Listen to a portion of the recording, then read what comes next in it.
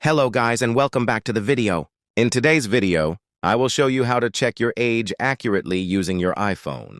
Not only that, but you can also check your exact age in years, months, days, and even the total hours you have lived. So without wasting any time, let's get started.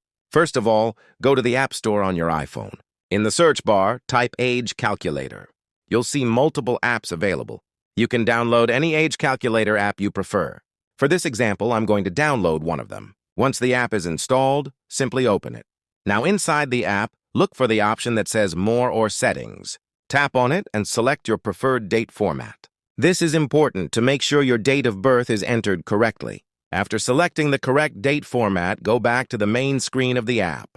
Here you will see the option to enter your date of birth. Tap on it and select your exact birth date. Next, in the From Date section, choose today's date or the latest date available. Once you enter your date of birth, the app will automatically calculate your exact age. You will be able to see your age in years, months, days, and in some apps even total weeks, hours, and minutes. And that's how you can easily check your accurate age using an age calculator app. Thanks for watching.